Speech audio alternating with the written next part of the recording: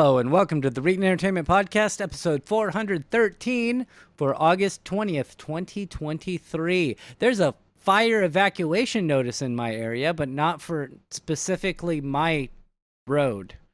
I got a text Did message. that just happen? That happened like 30 minutes ago. I got a couple text messages and a phone call, and I looked up the area, and it's not really near me, but it is possible I'm going to get another one that's like, leave your house now.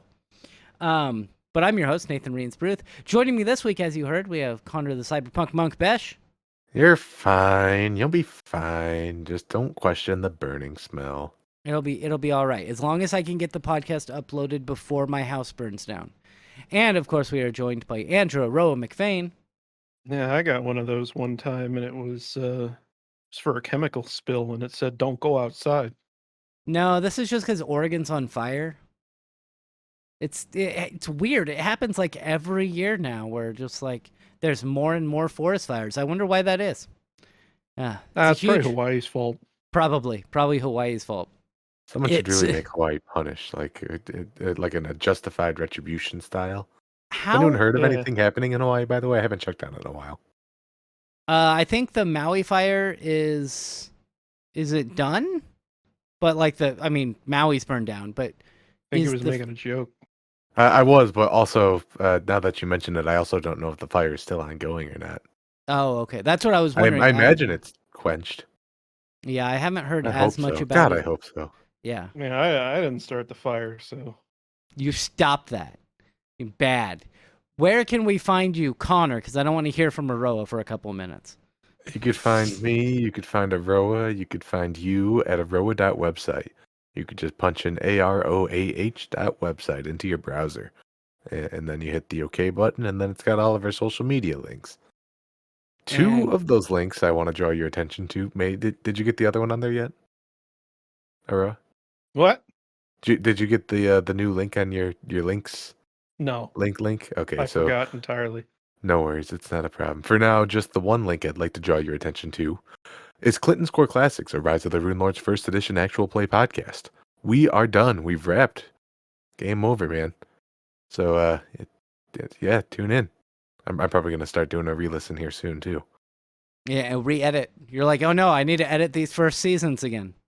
I fixed about half of the first season, and I'm just like, you know what? Even Star Trek gets a bad first season. Star Trek has some, like the first two seasons of Star Trek: The Next Generation are pretty unwatchable. There's a few episodes in there, but a lot of it is just like really bad. You should You should watch it at least once, and sometimes you could cherry pick the ones you want to go back to afterwards. That's what. But yes, the show is over, and you are free to check it out now more than ever. That's what my roommate did. But the problem is, he watched it once years ago. Like he was watching through Deep Space Nine, and then I'm like, oh yeah, on this episode, and he's just like, what episode? So he forgot, and then he would like start an episode and be like, nah, this is kind of boring, and then skip to the next one before they even like rolled the beginning credits. And I'm like, you missed like 3 really good episodes. That's not a good strategy for Star Trek. Like, especially, I'm thinking specifically later seasons, DS9 and Voyager here, I guess. But they do eventually get pretty serialized. They do. If you skip episodes, all of a sudden Tom and B'Elanna are married. Well, and especially with Deep Space Nine, because they had like several like 6-episode story arcs. And DS9's so damn good too. It was good. Why would you skip DS9? I'm not sure if that's the one he skipped, but like, why would you do that? He was skipping episodes in DS9 is the problem. Anyway, Connor, what games have you played this week? Really, I haven't been playing that much. I played my boss and my big boss were both out of the office unexpectedly this week. So I was doing like 2 people's jobs at once. Mm-hmm. So when they both came back on Friday, I was like, hey, believe it or not, I'm not going to be here today. So hope that's not a problem. And they're both like, yeah, that's fine. That's good. I played it's a similar game, but it was everyone else left and I had to format 6 servers, which was fun. That sounds like fun. Yeah, it's tons of fun. It's so weird how servers take like an hour and a half to start up. I Yeah, don't. it's Yeah, it's really if fun. Yeah, it's great. if I were you, I would view that as great Steam Deck time, which is just about all of the gaming that I did this week. Mm-hmm. And that's mostly the Mad Max video game from like 2017 or 2018 or whatever, which is That was is before Batman. that. I don't know. I don't remember. Wasn't it like 2014? Definitely not that old. I think it's 2006. Mad Max Mm, video game. Let's see. Don't think it's that. So the reason I bring this up is 1997. it's because it's I was some I was closer than you were. September 1st, 2015. damn it. Time sucks. Yeah, it does. But this is a good game that you could just kind of mindlessly mash a button, 15 minutes before bed or, while waiting for something to update in a server room or whatever. And that's Yeah. primarily where I've been doing my gaming in. I keep on having this impulse that I'm going to start playing Dishonored 2 again. The Dishonored 2, the DLC that was actually a standalone game that should have just been DLC, whatever it's called, Uh-huh. was on sale for like $6, so I picked that up and that sort of just pushed me over the edge to reinstall Dishonored 2 on like everything I own. And every time I play it, I'll play it for like 5 minutes and be like, "Nah, I'll find something else to do." Yeah, that's what I've done every time I've tried to go back to Dishonored 2. I'm so bad. And I'm so bad at it. it's a shame because Dishonored 1 I have 100%ed more than once. I played that game to the point where I've worn it out, and I don't have that same malady with Dishonored 2. I'm going to give it an honest try. I just don't know when. So stay tuned for that. Yeah. We're going to move on to Aroa. What games have you played this week? Baldur's Gate.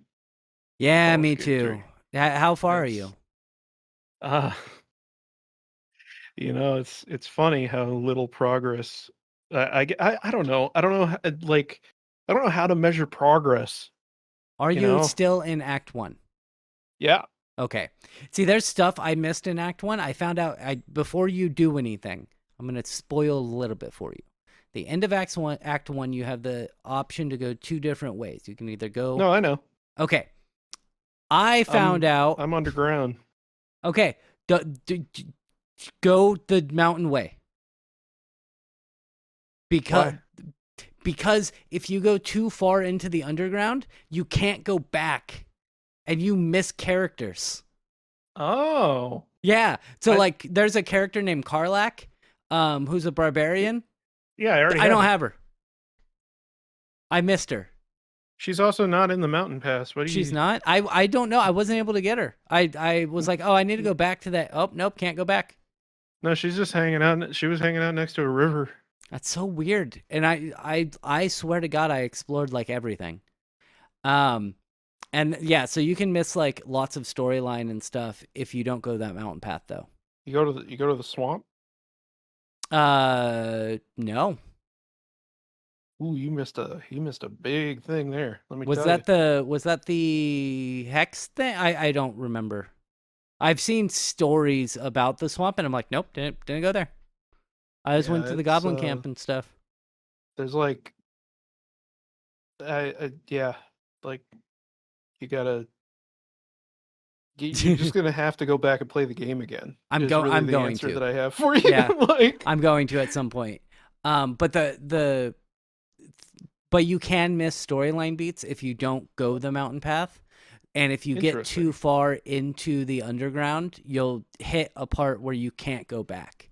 So make sure that you leave there and then go to the mountain path just to make sure you get some of that storyline that I missed. It's so weird that Druid Man would be like, you can go the mountain path or through the Underdark. Either way, you'll get there. You will get there, but you can miss stuff, and it's annoying. And you just can't teleport back like through a waypoint or anything? Nope. It's just kind of like Divinity, where once you leave that act, you can't go back to the previous act. How bizarre. Okay. Yeah.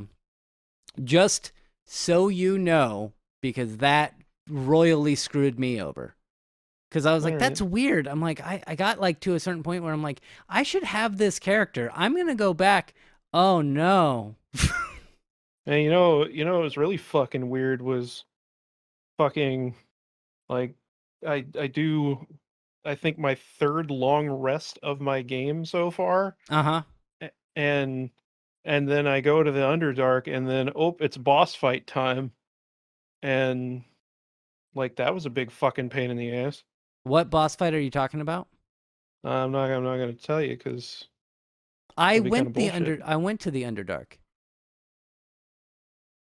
I that's the way I Yeah, went. but there are other people listening to this, bro. Are there? Are there anybody? Is there anybody else listening? But yeah, it's I mean, Connor would probably eventually like to play this game, I would think. I That's will true. eventually like this, but it's fine. You could talk about it. Like that is the correct attitude to have, by the way, Ro, because somebody in the audience might be, in that position. Yeah. Like, But But don't withhold on my behalf. But that is the right attitude to have.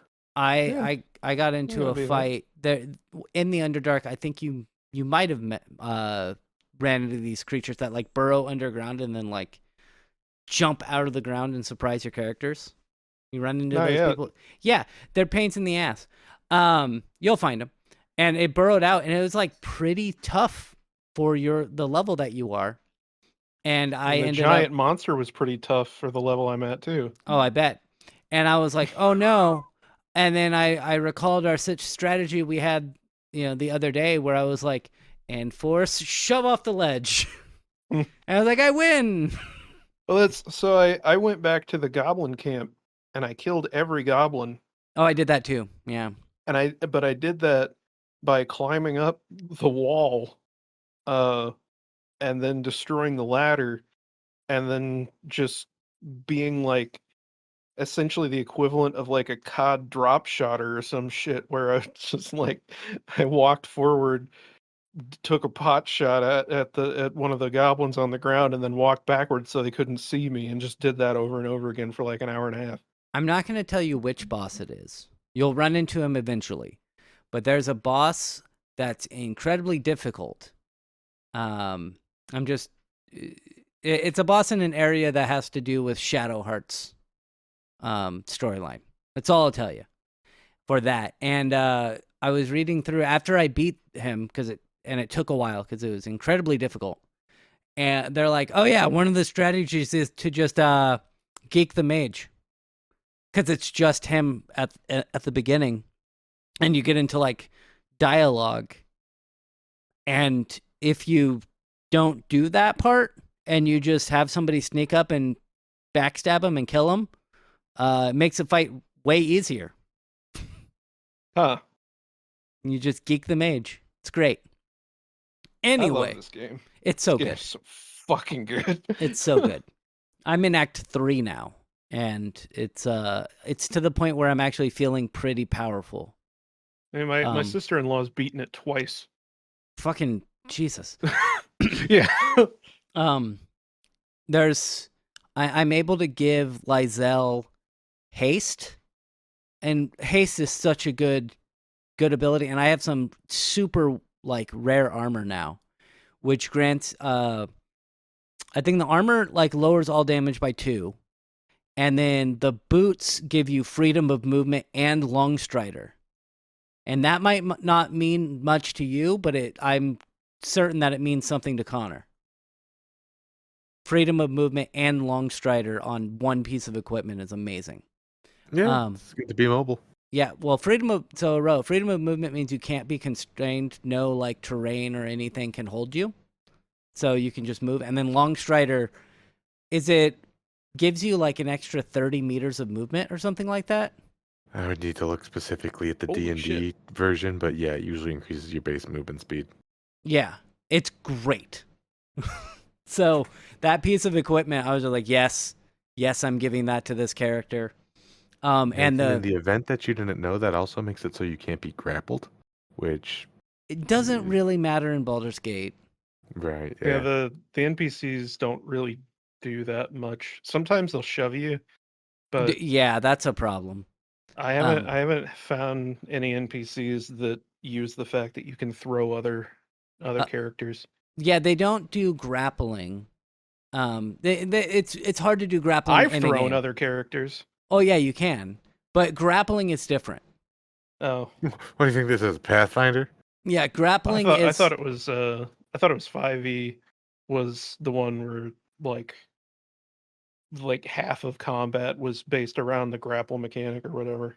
No, the 90% of the combat that Connor did in our Clinton's Core Classic was grappling, but the main problem is just translating that mechanic into a video game. A, probably would take a lot of time, and B, probably honestly wouldn't be that fun to have it It's in not the game. just like roll for grapple, Well, yeah, so you grapple. and then the other character has a saving throw every turn until you let go of them. Well, yes, but then there's also like moving it into a pin, or like like if you Connor can explain this better, but like you can grapple.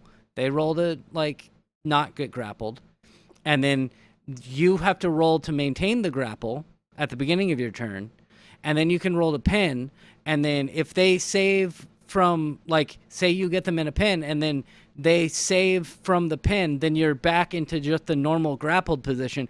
It's a pain in the ass. There's But a also, flow chart like- that I used to use back when I was still learning this stuff. There's also like really no reason to do that in the game, I guess, either. Yeah. So it's same thing with Pathfinder, Wrath of the Righteous and stuff. They just don't. I think it's a mechanic that on like pen and paper is fun, but in a game it might not be actually fun. Role playing. Yeah.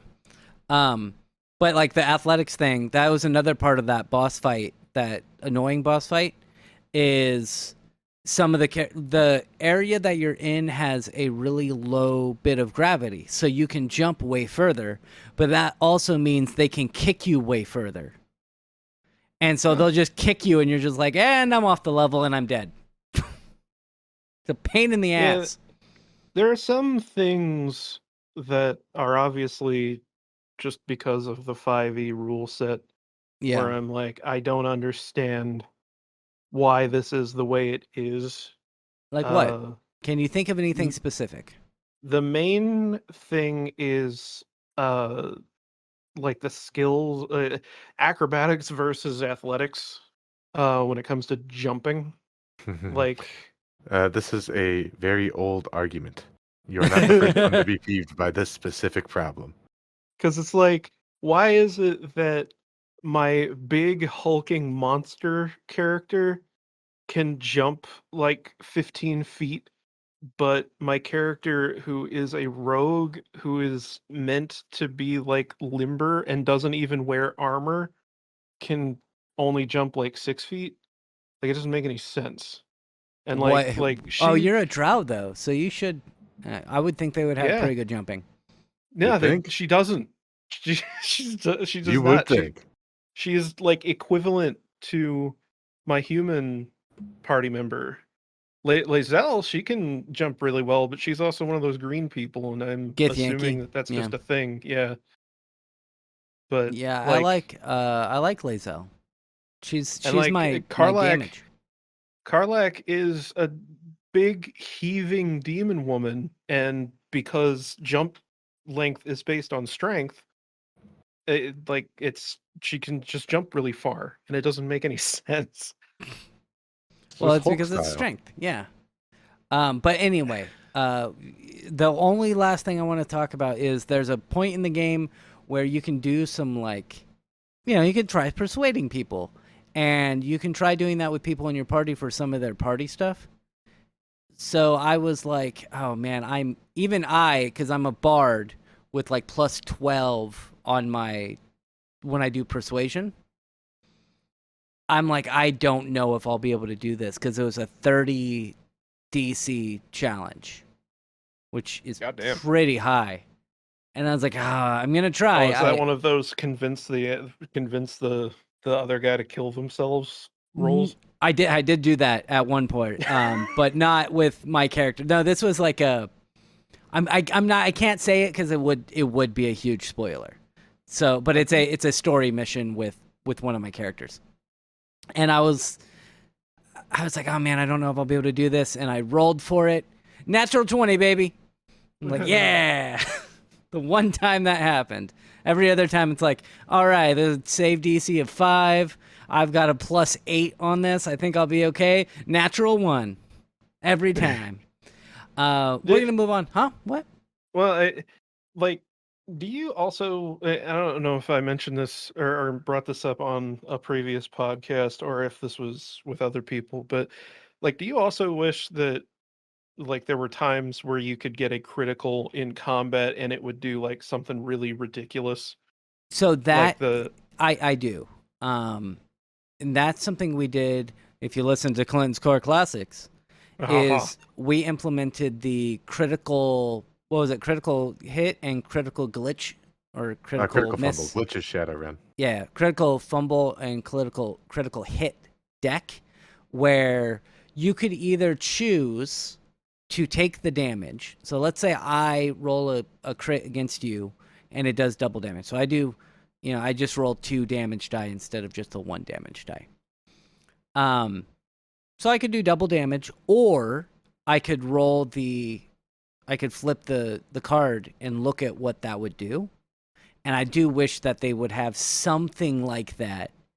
And I just wish it was something as simple as like that perk that you could take in Fallout where randomly whenever you kill something, like it just explodes into a big massive viscera. Like the only problem I have with that is it seems that the enemies critically hit me more than I hit them.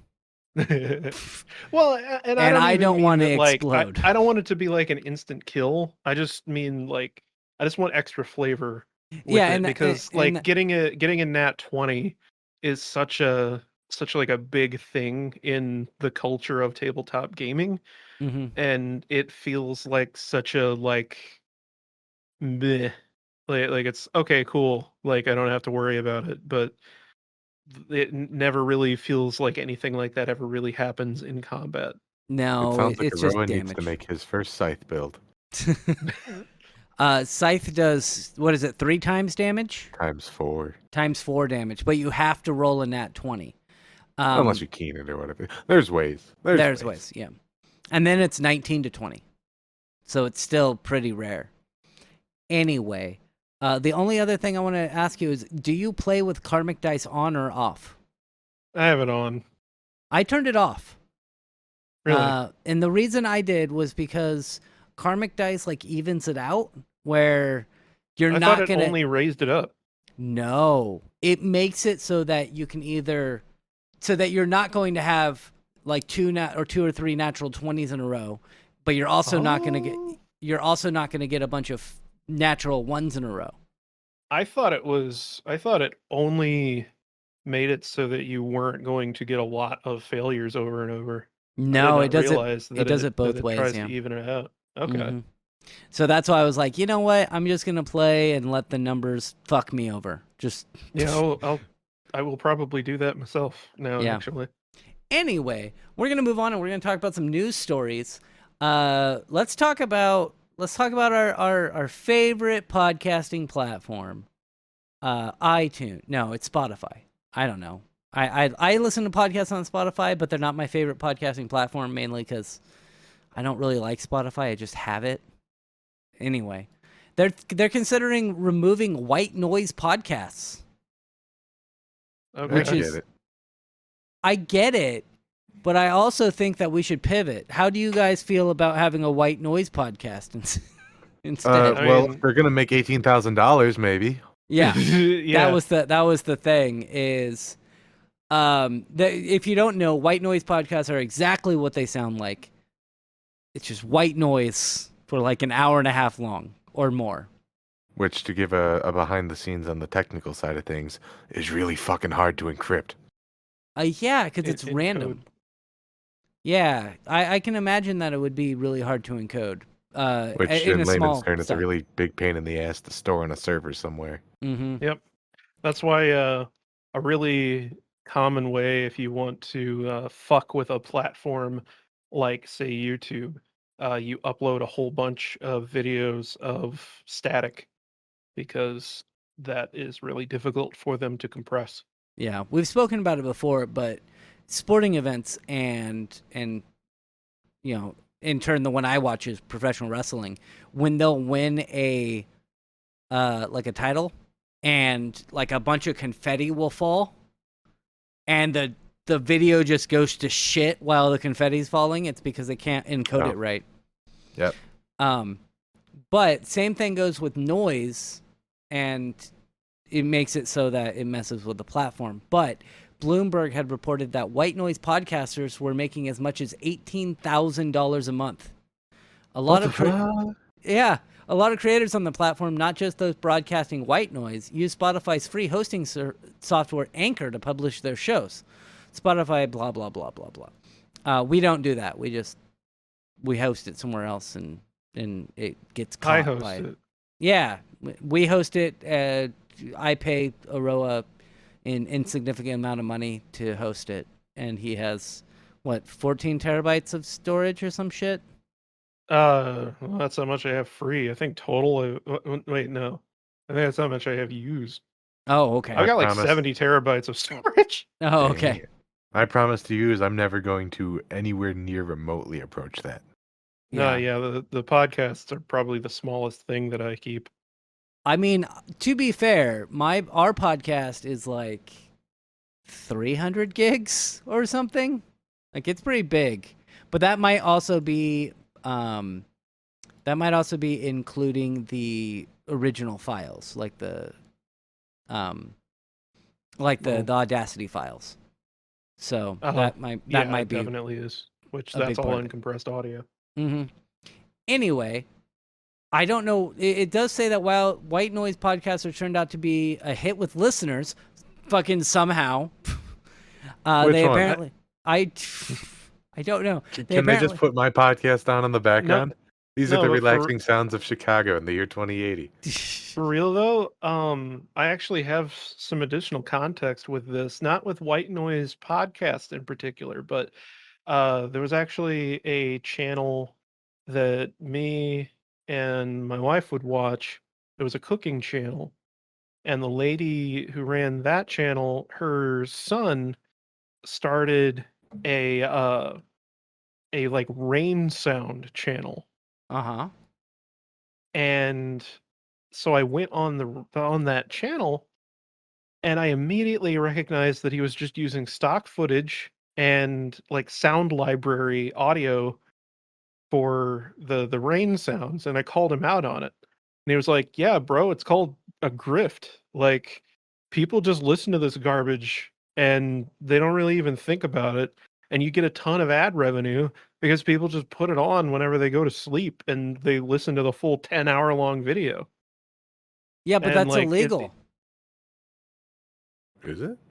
What are you talking about? to take copyrighted music. Yeah. No. I mean, it's sound library copyright. audio. Oh, okay. I got you. Like, it's just like you take generic royalty-free audio loop, and it's like maybe 20 seconds of rain and thunder sounds, and like you just loop that over the course of 10 hours along with some stock footage of like rain falling on a city street or something, and you've got yourself a money generating machine. And it's the same thing here. That's amazing. This also, more relevant to Spotify in particular, reminds me of a long while back. There was a band that needed to raise money so that they could go on tour, and so they released an album of nothing. It was just empty, silent sound files. And they were like, "Hey, all of our fans on social media, go listen to this album of silence on Spotify." And so they did. And then Spotify banned them from using their platform because they said they were exploiting it, because people were just essentially putting on the silent shit, going to sleep, and listening to the whole album over and over again while they were sleeping. Because there's no And noise. Spotify was paying out. Yeah. That's What's the difference between doing that and putting on anything else and just putting the volume down? Like, I don't think you get banned for that. Yeah, no. I think it's mainly that, like, Spotify still loses money. Spotify already doesn't Well, have a functional business model, they and don't. so with this sort of thing, they can't even like monetize it in a more roundabout way. Because I imagine that from Spotify's perspective, a nobody band that gets like 1,000 listens per month costs them virtually nothing, and so they just kind of take that hit. And the idea is that like for the bands that they get like millions of listens every month, yeah, that costs Spotify a lot of money, but then they can use that for like marketing to the record label or whatever, and be like, hey, record label, let's do this thing that'll end up making us money in the long run, Well, is their hope. it And they says can't do that with white noise podcasts. it does say right here on Engadget, it says while White Noise podcast turned out to be a hit with listeners, they don't make Spotify much money as much money as other types of programming. The company reportedly considered removing them altogether and preventing future uploads in the category. Plus, it thought of altering its algorithm to recommend comparable programming that's more economical for Spotify. Ooh. So if you like this type of thing, you might also like things that make us more money. Yeah. If you like the sounds of white noise screeching fans and AOL dial-up static, you might enjoy Fox and Friends podcast. But I don't know why. I have Sling TV, and it's like, do you want to watch? This was before he left, but it's like, do you want to watch Tucker Carlson live? I'm like, no. I've never thought, man, I want to watch Tucker Carlson. It does say here, and I can kind of see, like, look and see, okay, Spotify might have a little bit of a point.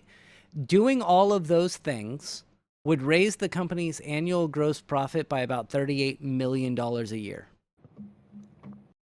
And so while on one side it is hilarious that white noise podcasts are costing them $38 million a year, I can see Spotify's side saying, wow, these are freaking useless and they're costing us a lot of money. Yeah. But I'm still more on the side of the people who are uploading the white noise stuff rather than Spotify, but I at least see where they're coming from. If people are listening to it, how is that violating their terms? Exactly. And if I were Spotify, I would probably instead like, assuming that this whole, like, whatever they're talking about altering the algorithm to somehow guide people to listen to something more profitable, which I don't even know what the fuck that means, but I would just add a fucking white noise generator to the fucking Spotify app. Like, it would probably take one developer an afternoon to implement, Nah, and fuck that. Give the intern something to do for the weekend.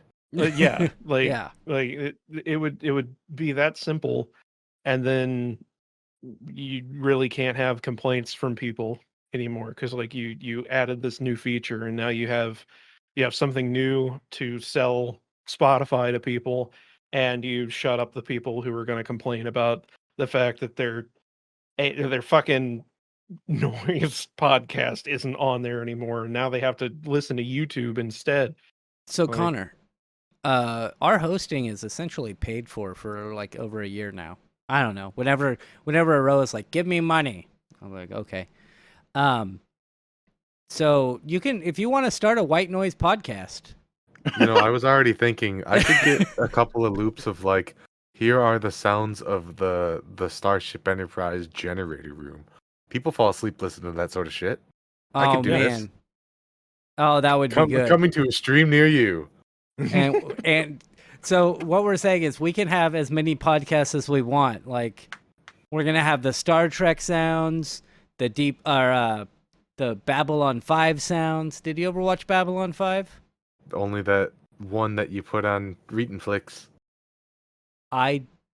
Oh, you know what? That wasn't you. That was an old coworker of mine. Never mind. No, I was like, no. I think I saw the movie. Or no, it was something that was on like HBO you were thinking, originally. No. We're gonna back up. You're thinking Stargate. Oh, I'm sorry. You're exactly right. You watched the Stargate movie, which again, the Stargate sounds. Just a 10-hour loop of that. I'm sure people How would love long it. can a podcast be? Is there a? I don't think there's a limit. I'll fucking do it. If our most profitable and listened to sounds like podcast. a fucking response to a challenge. Like, I'll fucking do it. I'll do it. Don't fucking tempt me, motherfucker. Motherfucker, I'm downloading Engine Noises right now. We're going to move on to our next story, and we're going to talk about, I believe this is one that Aroa brought up, the Xbox 360 store is shutting down in 2024, which is sad. Yep. Yeah. And the worst part is that I don't think that people are going to complain as much as they did in the case of the PS3 store. PS3 or Wii store, or the original Xbox. Yeah, so with this happening, so Microsoft made a formal statement. They're killing the Xbox 360's storefront on July 29th, 2024. You won't be able to purchase new games or entertainment content for 360. And also the Microsoft Movies and TV app will stop working, as if anyone ever used it anyway. But the reason that I say that I think this is less of a big deal, but nonetheless, I hate it. I hate it as well, yes. Just going to make that very clear that I think this is stupid bullshit. But people are going to complain less because of backwards compatibility on the Xbox One and the Xbox Series consoles. So like, and I get that logic, but fact of the matter is not every game on the 360 is backwards compatible. And there are a lot of games that, while antiquated, are going to be lost because of this, and a lot of DLC for games that aren't backwards compatible also going to be lost forever. The whole fucking Xbox Live Indie Games platform, nobody really remembers that, I'm sure, but like That's how Super all Meat dead. Boy. That's how Super Meat Boy came. I believe that was on the indie platform thing. Did it like start out on that and then get swapped to arcade? Oh, was it arcade? I thought it was different. I don't know. I could have sworn it was an arcade, because Xbox Indie Games was like that was like almost akin to like Little Big Planet grade. Like, you could just publish any old garbage that you wanted on there.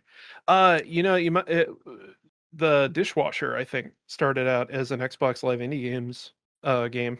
I don't know if you Oh. remember the Dishwasher. I do not. I'm Um, actually looking through them right now, seeing if there's any games that I owned a handful, because the thing was, that was also where Microsoft was trying to push this new framework called XNA. Mhm. And you had to publish your games on indie games using, or well, develop it using the XNA framework, which was, Not I the mean, best.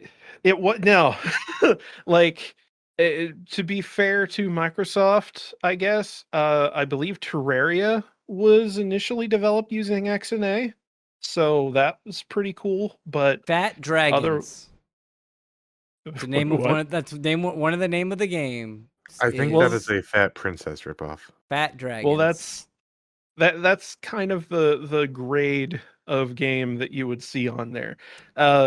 There was a dis- game called I Made a Game with Zombies in it. It cost like $1, and it was one of the best games you can get on Xbox 360. That's the that one was game I made remember from this program. was made by James Silva, the guy who made the Dishwasher, and also Oh, the same dude? Dishwasher. Yep, Dishwasher, Vampire Smile, and Salt and Sanctuary, which was Oh. a 2D Souls-like that came out on everything later. Yeah, that's what I actually have heard of that one. And Yeah.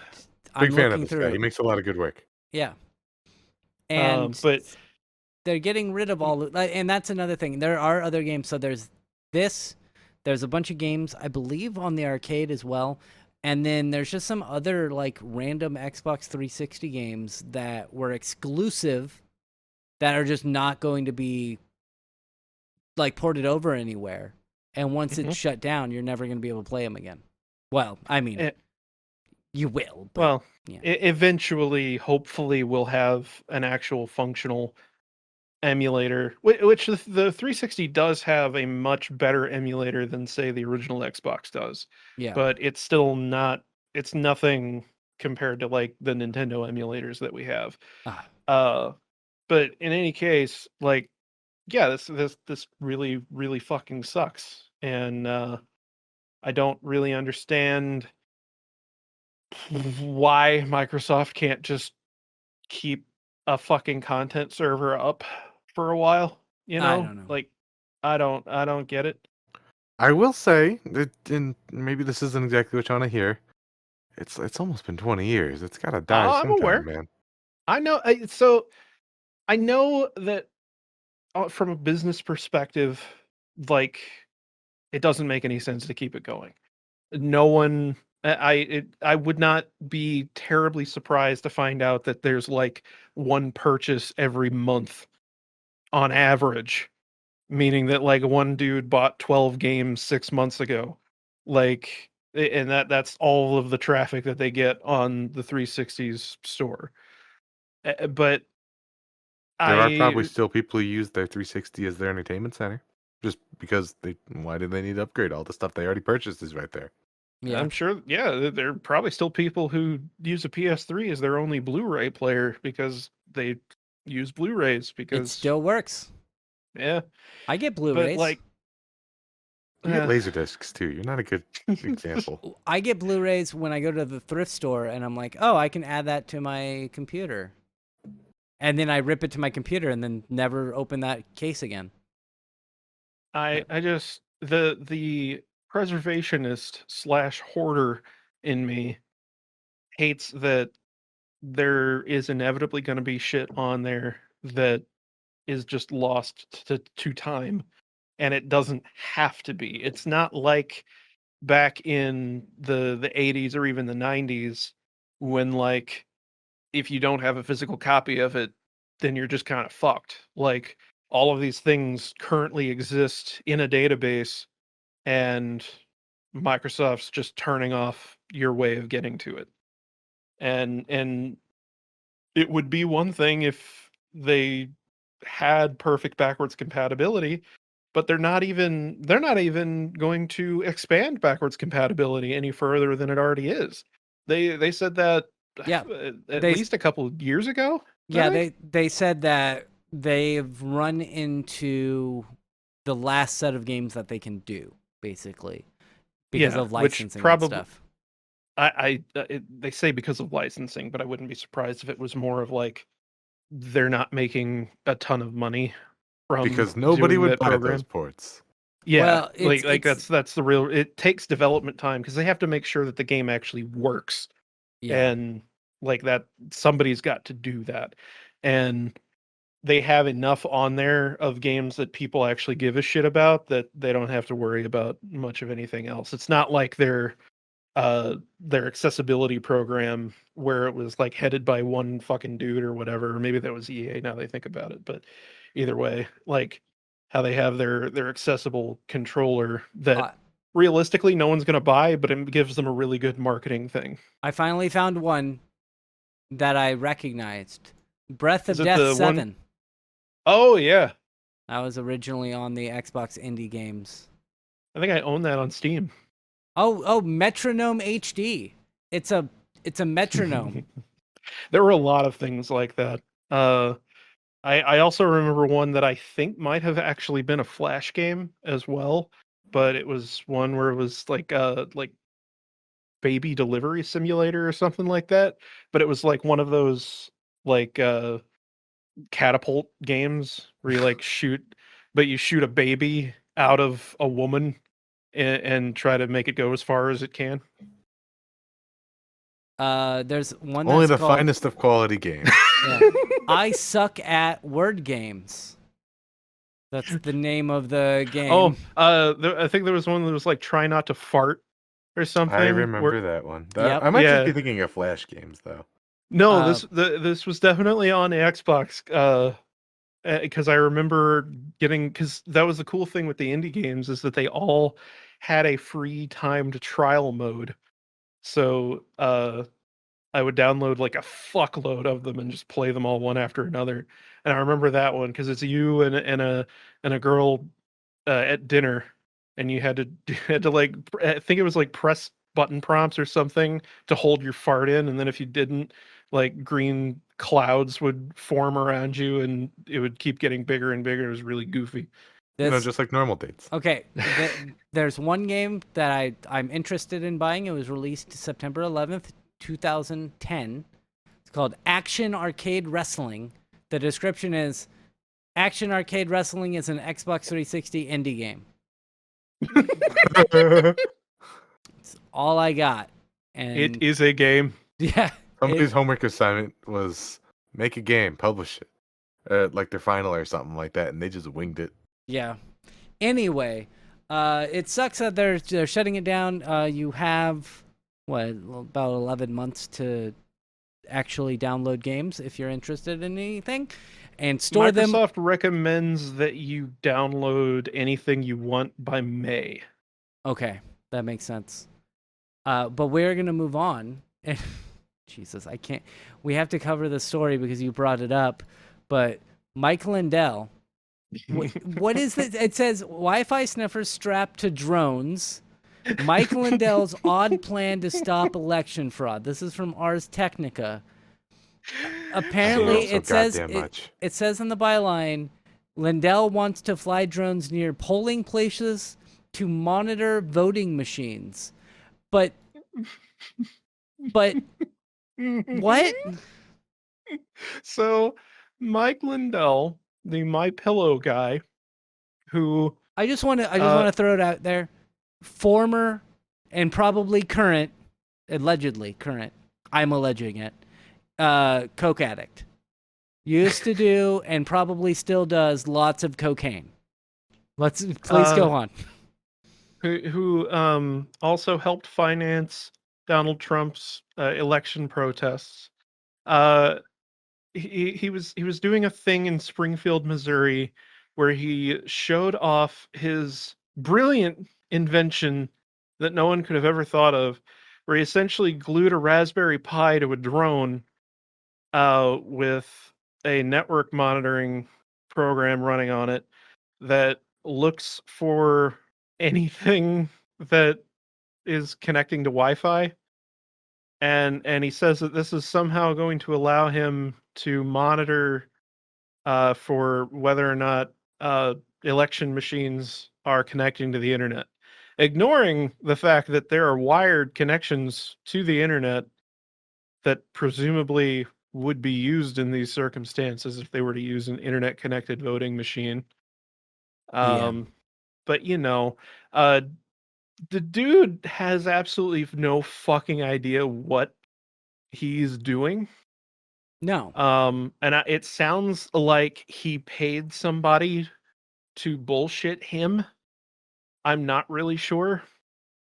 But he demonstrated this thing by having the drone fly around and then pulled the we don't know what it is, but it's probably just a Raspberry Pi in a box, or even like just a shitty little wireless router. But he pulls that off and he says, this wireless monitoring device, it just grabbed all your cell phones, everybody in this room, every device that's on the internet right now. What? And it's like, what? You got the Wi-Fi MAC address? Okay.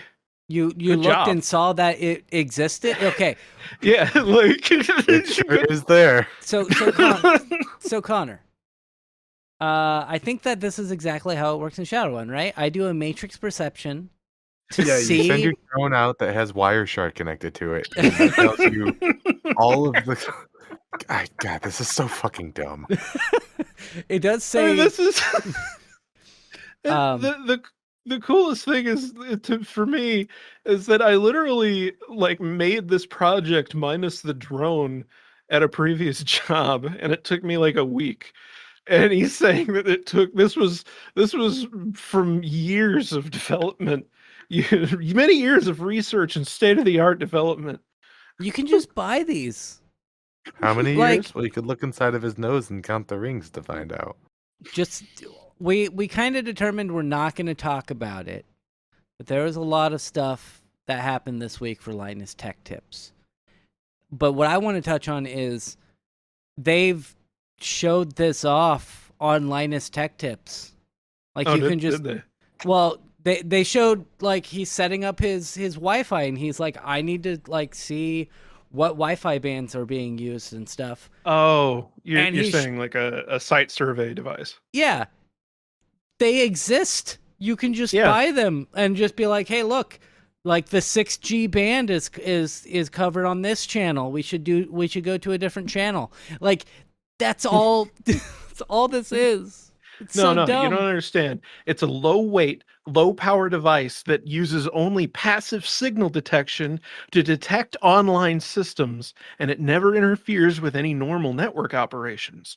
And when an online connection is detected by the Election Crime Bureau Master Alert System, The what? wait, So I don't know. this phrasing is really weird. When an online connection is detected, the Election Crime Bureau Master Alert System will quickly be notified, and the alert will be displayed on the alert webpage, which indicates to me then that dude is planning on just having these drones sit outside of polling places, and if he detects a single goddamn Wi-Fi network, then it's gonna pop up a notification on a Google Maps page for him, and then he's gonna post on Twitter about it.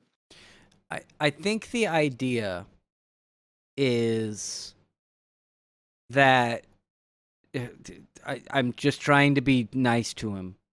Is that the voting machines? That's what they're called. That the voting machines are never supposed to be online. They're all like a self-contained unit. That way, people can't hack them like with this. And the idea is, if we see one of those go online and, whatever, send signal out, then that's evidence of voter fraud.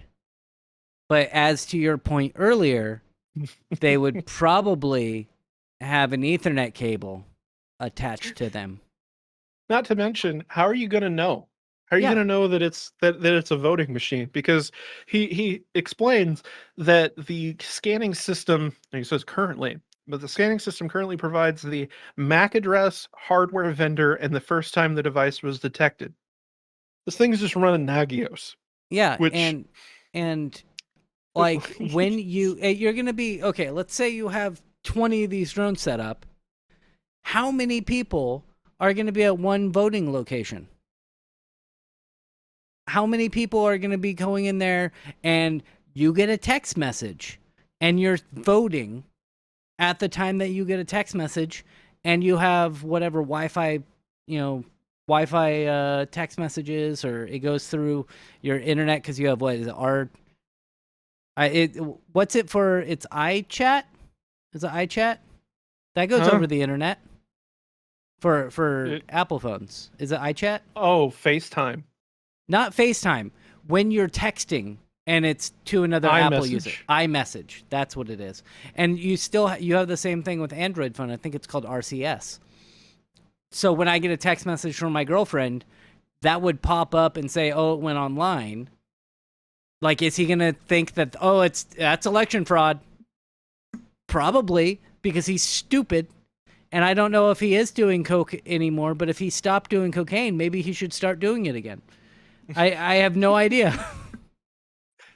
But There was just- software that I used previously that did this exact thing. I was trying to look up what it was called. It's called Libre NMS, which is a free and open source alternative to Nagios.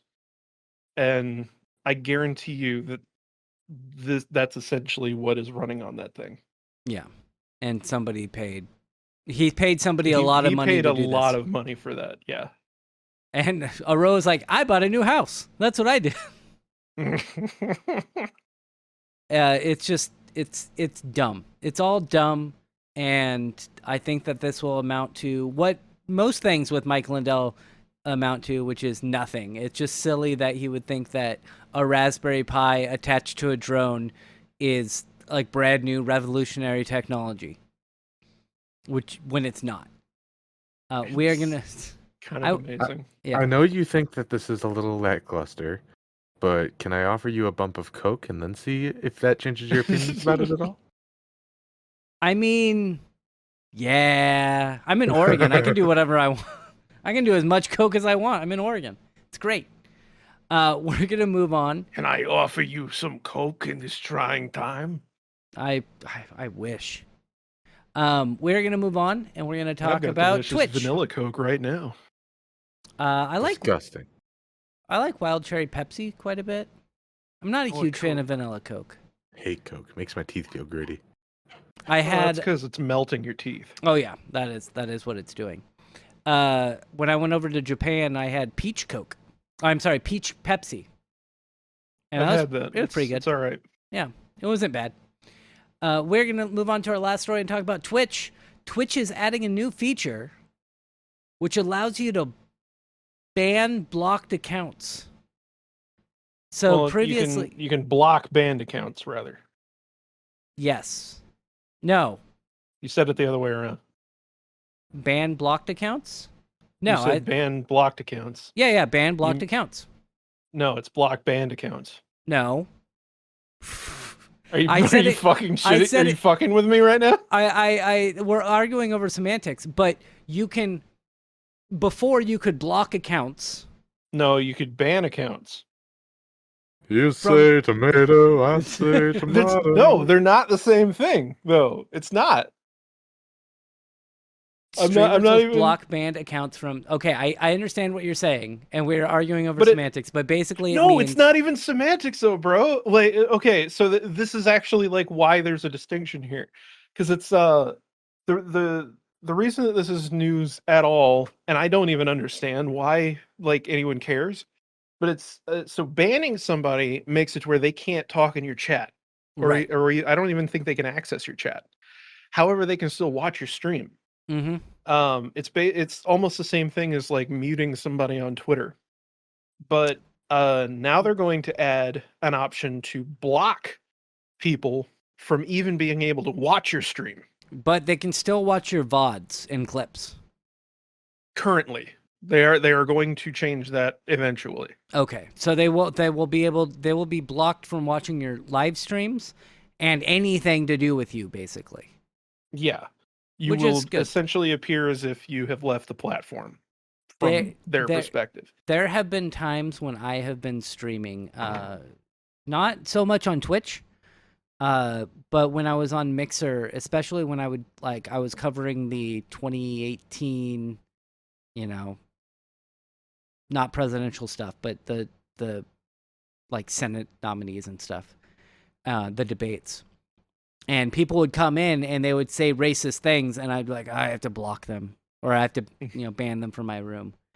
And so I would just there's a lot of people that I had that with, and I think that they could still watch, but they were banned from being able to talk in my stream. And it would have been nice to just be able to get rid of them altogether. Screw them. I don't want them watching my stuff if they're being racist in my chat. Huh. See, because I'm like, I'm of the mindset of like, well, if they can't interact with me, then that's all I care about. Like, whatever. And I like it was actually I mentioned Twitter, and funnily enough, Elon Musk announced that they're getting rid of. Well, it's probably not actually going to happen because apparently it's against both app store terms of service agreements, but they're going to get rid of the block button and I know outside of indirect messages, and only make it to where you can mute people. I have a suspicion for why Elon Musk wants to do that, and I bet you it's the same as what you think. It's because of how many people are blocking Elon Musk. Probably. Why don't I have the outreach that I need? I don't know Yeah. why he's British. He's something that. He's just an asshole. Yeah, I Yeah. guarantee this is. Hey, people in the lab, why am I not getting millions of views on my tweets? And they're like, well, Elon, everyone blocked you. And he's like, revert it, make it unhappen. It doesn't make sense. Why would people not want to look at my tweets? Yeah. Well, apparently I'm subscribed to Elon Musk, even though I don't even know what that button does. Oh, is that like back in MySpace days when you would always have one friend, Tom? I think that's what they've done. Well, no, I don't even think like that is absolutely what they've done, because I've had Elon blocked since before he bought Twitter, Yeah, I blocked him. and like whenever I went on there earlier, uh, somebody had retweeted or quote retweeted something, and I couldn't see who it was from, and so I clicked the thing to view it anyway, and it was Elon, but then it said subscribed underneath of it.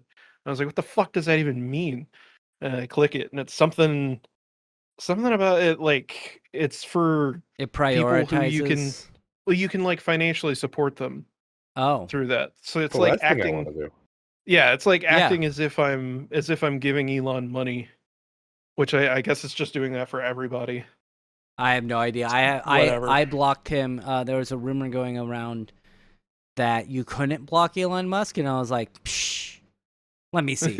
And so I blocked him, and I was like, oh no, it's just a rumor, but I like how they're making people go and block Elon Musk. It's probably a meme to try to get people to block him. Yeah. Just to go, oh, I want to see if I can block him. Which good. So- And So you Yeah. think that as long as they're not able to interact with you, that's good. And I Yeah. think that it would be good to have both of those options like they do on Twitter. I mean, yeah, Where it's you fine. Like you I'm can- not saying they shouldn't have this option. I'm just saying I don't understand why people want it. And if anything, I think that this is just going to backfire in some ways, because whenever you ban somebody, uh like the only thing I they- can think is so if they can still watch your stream, then they can still have that level of parasocial interaction. And I get that that's probably what streamers are trying to avoid in these situations, but I think that the alternative and what this whole blocking function could easily end up doing is just making it to where these people will just make another account. You know? that's possible. But there are also ways that they implemented over a year ago now where people with newer accounts can't talk in your stream. Even if they can't talk, I'm just Right. saying that if you don't want them to be able to watch you at all, this isn't going to be enough. Now, Yeah. I believe the article mentions that some streamers asked whether or not this would block IP addresses, And they said and no. it does. Yeah, it does not, which obviously it's not going to. But that is the only realistic way that I can see this actually being an effective means of moderation. The only thing I can think of, well, I mean, besides, like, if somebody's racist and they come in and they say, you know, racist slurs or something like that, or Roguish Bard has been watching my stream for years, and when I was on Mixer, you know, she's one of the moderators, and she's like, hey, you need to stop, you know, talking whatever you're doing. Like giving the person a warning, and the person was like, hey, Reeton, control your bitch. And I was like, yeah, you're banned. Like, don't talk to my moderators like that. And I could see, like, me being like, I don't want that person to watch my stream. But here's another thing. If you're if you're a streamer, and I would also not want them to record my stream and then make YouTube videos with my content. Which If they would I've never do with also- your content. Which not But my we content, know what you mean. but bigger people. So I can see like- why getting rid of it would, or having the option to completely block somebody would make That sense. was really my main thinking, The one thing where I could see that it is particularly useful is in like stalker situations. But again, if somebody hates you, they'll just make another account. Yeah, if somebody's really Like, determined, if you can just open an incognito tab and open the stream. Like it doesn't really matter. I don't know. It's fine that it is an option. I just don't personally see the value in it. Just like I don't personally see much of the value in blocking somebody on Twitter other than just to make a point. oh, I block like- so many people. Just Although so I guess many. now it's a little different because now you can't view tweets without having an account. Yeah. So it adds that extra step, I guess. And my So- my chat, my Twitch is always set to like mature, and I'm not sure that you can watch streams that are mature unless you're signed in I to don't know. Twitch. I don't know either. I would be honestly surprised if you could, I'm gonna because find out right now. that seems like it would be one of those things that they would try to not have you do. Maybe that's just me. Good Was news. Connor, I- was Connor gonna say something? Oh, No. Okay. but good news. I'm getting $10 a month from Twitch now. Wow. Wow. I can almost afford a video game every year. Let's go to just chatting. I bet Hassan's stream is mature, right? That's the former TYT guy. I think so. Yeah. Let's Voice Changer see. 360. What? Beer pong. I'm naming Xbox indie games while we wait for you to find out. Oh, Oh, Cthulhu Saves the World. yeah, was an- that's from the same people that made the Breath of Death 7. Yeah. Let me see if there's any other ones that I recognize. Curse I of the love Crescent Twitch Isle. ads. I have no. A lot of these games look awful. Like Call Me Skyfish. A lot of them are awful. I bet they are. Just it's like when we bought the I liked helping them. The Itch is it Itch.io? Itch.io, yeah. Like I liked helping them and raising money for the causes that they put money towards. But on the other hand, a lot of those games were terrible that you would get. Like there were like 3 decent ones out of the entire pack. That's usually my Humble Bundle experience. Yeah. Well, actually, my last Humble Bundle, I was gonna give games away, and I gave one away to a new viewer. But the last one I got had a bunch of like the original Baldur's Gate games, and Pathfinder: Wrath of the Righteous. So I gave a that good one. away, because I already own it. So the guy was like, "Man, this game looks great." When I was playing Baldur's Gate, I was like, "I don't have this game to give away, but I can give you Pathfinder: Wrath of the Righteous, which is similar." And that made that guy pretty happy. So it's pretty good. I can click right through. It does not matter. Okay. And then there's another game called Don't Call Me Skyfish. So Oh. there's one called Call Me Skyfish and one's called Don't Call Me Skyfish. And then the last one I'm going to mention, Beat Hazard, which I'm sure yeah. Roa's played. Oh yeah. I've Yeah, had it's- that on. I have that and Beat Hazard 2 on PC. Yeah, it's actually really good. That's a really good game. Yeah, I'm just looking at a girl sitting in on a. It looks like it might be a bed, and I think that she has an empty pool next to her, and she's calling it a hot tub stream. You need to do that. Oh yeah, Just- I'm sure just that Get a Speedo, and then Yeah. get one of those pools and put it in your basement. One of those like kiddie pools. uh-huh. And then sit next to it. that is what she's doing right now, is sitting next to it. She's not even. It's like there's like a quarter of it on the screen, and the rest of it is just her. Definitely not doing suggestive poses. Aren't you glad this is what media has become? Yep, links in the description below. Well, I also Uh, just realized that this is so that she has rerun on the screen and like in the title, but it is not actually being run as a rerun, Oh, which might be against TOS. pretty sure it is. But Because you have to like actually use the rerun feature if it's a rerun. But I think she just has a loop running so that it looks like she's live. now with the rerun feature, is that like you have to have like a rerun of a previous stream, or could it be like just gameplay that you uploaded? It used to be that it could also be gameplay that you just uploaded, because I have used that previously just to fuck around with it, and Vinesauce was doing it that way for a while. But Interesting. I want to say that they removed that functionality and now it has to be a previous stream. Oh, okay. Well, that's our podcast for the day. Talking about booby streamers. I would like to thank you for being here, Aroa. Yep, I was here. I was almost on time. Almost. And I would like to thank you for being here, Connor. You were early. You were like earlier than I am. I beat you here, and after here, I'm going to inflate a water pool in my room, and I'm going to paint some Warhammer miniatures inside of my pool. Think people will tune into that?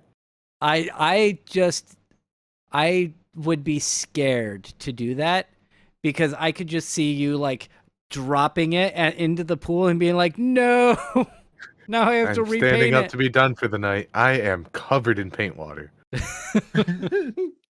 Oh yeah, that would be nasty by the end of the stream. Just all that paint in the water. Ugh. I wouldn't want to marinate in that stuff.